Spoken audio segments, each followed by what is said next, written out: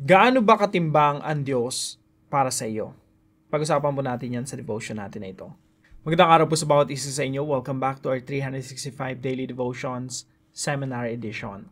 Now gusto po nang batiin si Pastor Alfie De Leon. Happy birthday po sa inyo. Patuloy po nating luwalhatian ng ating Panginoon sa pamamagitan ng ating paglilingkod sa Panginoon Jesucristo at sa kanyang iglesia. And of course, happy birthday po kay Sister Mila Corpus na lagi po natin kasama dito sa community. Pagpalain ka ng Panginoon, kapatid. Now, ngayon po ang topic natin ay patungkol po sa glory, kaluwalhatian ng Diyos. Glory can refer to the brightness that surrounds God's presence or to His supreme honor. God's glory reveals who He is, majestic, holy, and worthy of all praise. As believers, we are called to reflect His glory in our lives. One day we will behold His glory fully and be transformed by it. Now, sabi po dito sa Matthew chapter 5 verse 16, "In the same way, let your light shine before others, that they may see your good deeds and glorify your Father in heaven." Now, itutuon po natin yung salitang glory or glorify. Focus po tayo dun sa noun na glory. Now, sa Old Testament po, yung Old Testament natin, kung meron kayong Bible, no? Yung Old Testament po, ito po yung unang parte ng Biblia. Yung pangalawang parte po, dalawang parts lang naman po yan, no? Yung makapal, yun yung old, yung new, yun yung medyo mas manipis. Yung Old Testament po ay nasulat po ito sa Hebrew. At pag sinasabi pong glory sa Old Testament, sa Hebrew, ito po ay kabod. Kaya po, ito po yung mga teachings natin. Number 1, glory, the word glory in Hebrew is kabod, which means weight. Weight. Ano yung weight? Weighty. Mabigat. Or may kinalaman sa timbang, no? Yung bigat, halaga. Now, pag sinabi pong kabod, glory of God, may kinalaman po yan sa ano ba yung halaga ng Diyos? Ano ba yung timbang ng Diyos? Maganda pong aralin to eh. Kasi, for example, sabi sa Psalm 19:1, no? The heavens declare the glory of God. Kasi pag tinignan mo nga naman yung kalawakan, tinignan mo yung mga bituin, tayo po ay yung planeta natin ay kabilang sa solar system. Sa solar system po, ito po ay merong araw. Yung araw natin ay isa sa mga bituin ng Milky Way. So nakabilang po tayo sa Milky Way. Nakapaloob tayo sa Milky Way na galaxy. At yung araw po natin, napakalit lang na araw yan kung ikukumpara mo sa ibang mga stars, no? Yung araw po kasi ay star din. At sa Milky Way, merong billions and billions of stars. Isipin mo mabuti, the heavens declare the glory of God. Ibig sabihin, kung titingnan mo yung kalawakan, by the way, Milky Way is just one of the many billions of galaxies. Sa bawat galaxy, merong billions and billions of stars. Kung isipin mo, isang art yan. Art ng Diyos, no? Painting ng Diyos. Workmanship ng Diyos. Makikita mo talaga na, wow, sobrang tindi. Sobrang bigatin yung Diyos natin. Sobrang halaga ng Diyos natin. Kasi kung nalikha niya yung universe na ganyan, heavy na yung heavy na yung universe eh. Mas heavy pa yung Diyos dyan. Kaya nga pag nakakita ka ng art, painting, ako minsan pag may nakikita akong painting na may mesmerize ako, naggandang-ganda talaga ako eh. Sobrang ganda ng painting na to. Sobrang galing ng artist. Ibig sabihin, doon sa painting, nasasalamin kung anong uri, gaano kabigatin yung artist. Kung Picasso ba yan, o kung sino man yung nag-paint yan. So, pag sinabi nating weight or glory, bigat, yung halaga ng tao. Minsan mararamdaman mo yan kapag merong, halimbawa, bigating tao. Judge, for example. Merong okasyon. Tapos dumating na si judge. Tapos umupo dyan sa banda mo, sa tabi mo, or bandang harap mo. Pag upo niyan doon, sobrang bigat eh. Feel mo agad, ramdam na ramdam mo agad eh. Parang ibang klase yung ano nito. Kumbaga aura. Ramdam na ramdam mo eh. Yung pagkilos mo, magiging maayos eh. Ayaw mo na masyadong nagjo-joke eh. Ayaw mo na masyadong, hindi masyadong finesse yung mga kilos mo kasi andyan si Judge. Andyan yung terror na professor ko. Andyan yung isang artista. Andyan si politiko. Kasama ko ngayon. Bigatin to kaya minsan naapektuhan yung mga behavior natin. So, ganun po yung bigat, no? Pag pinag-usapan natin yung bigat ng Diyos, sobrang, i-consider mo yung presence niya. Tapos maapektuhan niya yung pagkilos mo. Lalo-lalo na kung may personal relationship ka sa Diyos. Lord, I have this personal relationship with you. Kaya lahat ng gagawin ko, i-consider ko talaga yung presensya mo. I-consider ko talaga yung bigat mo, yung halaga mo sa akin. Kasi kung hindi malagay yun sa iyo yung Diyos, kahit anong desisyon na lang gagawin mo eh. So, ganun po yung kavod, no? Yung glory of God. Yung weight, yung halaga, yung value ng Diyos. Na tipong when you glorify God, nakikita mo yung halaga niya, mababago talaga yung buhay mo. Kasi you cannot glorify God without changing yourself. Mababago talaga, magkakaroon ka ng transformation once you start to glorify and worship God. Now, pagdating naman po sa Greek, yung pangalawang bahagi naman ng Biblia natin, New Testament, ito ay nasulat po sa Greek. At yung kavod po o yung glory sa Old Testament, pag translate sa Greek ay doxa. Ang ibig sabihin naman yan, yung nuance niya naman yan ay honor. Meron kang personal relationship with God. Lahat ng mga decision na gagawin mo in such a way that you honor God.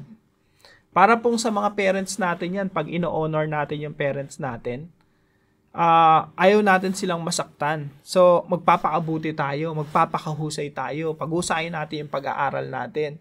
Kasi naghirap yung parents natin, talagang todo sakripisyo sila, tapos ikaw magbubalakbol ka lang sa eskwela. Kung ikaw yung isang taong ino-honor mo yung parents mo, bawat allowance niya na ibibigay sa'yo na pinaghirapan ng parents mo, pagpapahalagahan mo. Kasi you're honoring your parents. So, pag pinagsama mo yung honor tsaka weight, yung bigat, inisip mo, parents ko yan eh. Ayaw kong saktan yan. I want to honor my parents. Mahalaga sila sa akin. May weight, may bigat sila sa akin. Kaya ayaw ko silang saktan. At the same time, I want to honor them. Now, ganun rin po sa relasyon natin sa Diyos. Pag sinabi mong you want to honor God, yung mga decision mo, aayusin mo din. Kasi ayaw mong gumawa ng mga bagay na hindi kalugod-lugod sa Diyos. Hindi honoring sa Diyos, hindi magpapasaya sa Diyos. Gusto mo laging masaya, laging umingiti si Lord. Lagi mong tinatanong sa sarili mo, Lord, pag ginawa ka ba itong desisyon na ito? Pag pinili ko ba itong babae na to bilang the love of my life? Ngingiti ka ba? Matutuwa ka ba? Kapag nagdesisyon ba ako dito sa negosyo na to, Lord, ngingiti ka ba? Pero para sa akin, ako napapangiti ako kasi ibang klaseng negosyo to eh.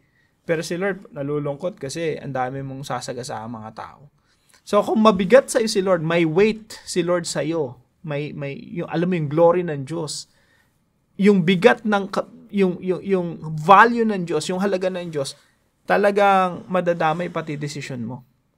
Pero kung walang halaga sa iyo yung Diyos, wala kang pakialam. Basta gagawin ko yung desisyon ko sa relasyon ko, sa kabuhayan ko, relasyon sa mga desisyon sa maraming bagay. So, napakaganda po nitong aralin, no, yung weight and honor. At point number 3 po natin, glorifying God is the ultimate purpose of life. Yung maluwalhati natin ng Diyos, honoring God, i-value, pagpahalaga natin yung Diyos. Consider natin lagi yung bigat ng Diyos, yung value ng Diyos. That's the ultimate purpose of life. Kaya nga po, gumagawa tayo ng kabutihan sa ating kapwa para makita ng ating kapwa na yung Diyos natin mahalaga para sa atin.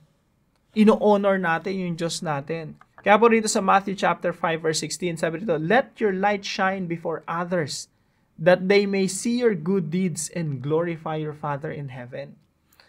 Tayo daw ay mga ilaw. Dapat pagliwanagin natin yung ating mga sarili. May kinalaman po sa glory of God yan eh.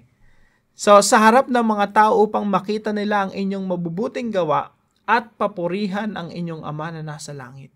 So lahat ng ginagawa natin, patungo yan sa ultimate purpose ng buhay natin, which is to glorify God. Now, sabi po dito sa 1 Corinthians 10:31, so whether you eat or drink or whatever you do it all for the glory of God. Colossians chapter 3 verse 17, and whatever you do, whether in word or deed, do it all in the name of the Lord Jesus, giving thanks to God the Father through Him. So ano po ibig sabihin nito mga kapatid? Lahat ng desisyon natin, lahat ng gagawin natin, para dapat sa kaluwalhatian ng Panginoon. Why? Because He is valuable, mahalaga, bigatin si Lord para sa atin. At the same time, we want to honor Him. Now, paano po natin ito i-apply sa ating mga buhay? Anong mga pwede natin gawin? Number 1 po, 3 R po ito, no? Number 1, let's revisit the cross of Christ. Alam niyo po, pag binisita natin yung cross ng ating Panginoong Jesucristo, doon mo makikita yung glory ng Diyos eh. Minahal niya tayo, no? Nandun yun sa krus eh. Yung pagmamahal ng Diyos, that's the glory of God. Kaya nagiging mas lalong valuable yung Diyos sa atin, lalong mas mahalaga, lalong mas bigatin yung Diyos sa atin. Kasi isang ka nakakita na Diyos na namatay doon sa krus ng Kalbaryo sa ikapapatawad ng ating mga kasalanan. That's unbelievable. Kaya maraming mga tao noong unang panahon hindi makapaniwala doon sa Diyos ng mga Kristiyano na nagkatawang tao na namatay doon sa krus. Pero alam niyo po, pag nakita mo si Kristo doon, binisita mo yung krus, masasabi mo tayo, Lord, bigatin ka sa buhay ko. Lord, ibang klase yung weight mo. Ibang klase yung halaga mo. I want to honor you. I want to glorify you. So let's revisit the cross of Christ. At sa cross ng Panginoon Jesucristo, doon mo na makikita kung papaano glorify ni Jesus yung Ama. He endured suffering for the glory of the Father. Kasi pag nailigtas niya tayo, lahat ito mauuwi ng pagpapasalamat at pagpupuri sa Diyos. Kaya si Jesus talaga yung tumupad nito eh. Number 1 na tumupad ng Matthew 5:16 eh. Siya talaga yung ilaw na nagningning doon sa krus ng Kalbaryo. At nakita natin yung kabutihan na ginawa ng Panginoong Jesucristo. And right now, we are glorifying our Father in heaven because of the Lord Jesus Christ. Pangalawa po, recalibrate your life's purpose. Marami sa pagkakataon ng ating buhay, lagi tayong naliligaw. Minsan nalilito na tayo. Minsan nag-e-exist na lang tayo without any reason. Sometimes we're swamped by our, busyness, work, etc. Minsan dami nating problema na talagang nakakalimutan na natin yung ultimate purpose natin. And that is to glorify God. Kahit po sa karamdaman, malaking bagay po ito kay John Piper na natutunan ko, no? Sabi niya, don't waste your cancer. Pati pala cancer para sa kaluwalhatian ng Panginoon. And sometimes we just have to recalibrate. Pag sinabi recalibrate, yung iayos mo uli, i-align uli yung ating mga buhay. Ano ba talaga yung ultimate purpose of life? Mga kapatid, just a reminder, the ultimate purpose of life is to glorify God. So, para tayong mga broken compass, kailangan maayos, tapos bumalik ulit doon sa tamang direksyon. At ang direksyon natin, mga kapatid, ay magbigay ng kaluguran sa Panginoon sa lahat ng nangyayari sa ating buhay. Number 3 po, remember to honor God in every decision. Sa lahat po ng mga desisyon na gagawin natin, hindi lang para tayo maging successful at maging matagumpay dito sa mundo. Mga kapatid, ang tunay na katagumpayan ay mabigyan mo ng kaluwalhatian ng Diyos. Yan po yung tunay na katagumpayan. Yan po yung pinakatamang desisyon na gagawin natin. Sabi nga po ni Francis Chan, our greatest fear should not be of failure. Yung greatest fear, yung kinatatakutan natin ay hindi dapat yung mabigo ka lang. But of succeeding at things in life that don't really matter for eternity. Dapat ang kinakatakutan natin ay yung maging matagumpay tayo sa mga bagay na wala namang kabuluhan sa harapan ng Diyos sa buhay na walang hanggan. Now, para po sa ating discussion, in your own words, so why should we succeed? Why should we aim to succeed in glorifying God? Samahan niyo po ako sa panalangin. Lord, I come before you with a humble heart, seeking your strength and guidance. I desire nothing more than to glorify you in all that I do. Please help me align my actions, words, and thoughts with your will.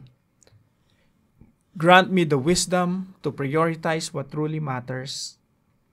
I don't want to succeed in things that do not matter for eternity. It is my desire to be productive in ways that bring you glory and honor. I submit all my decisions to you. Prosper the choices that will bring you the greatest glory. In Jesus' name I pray. Amen and amen.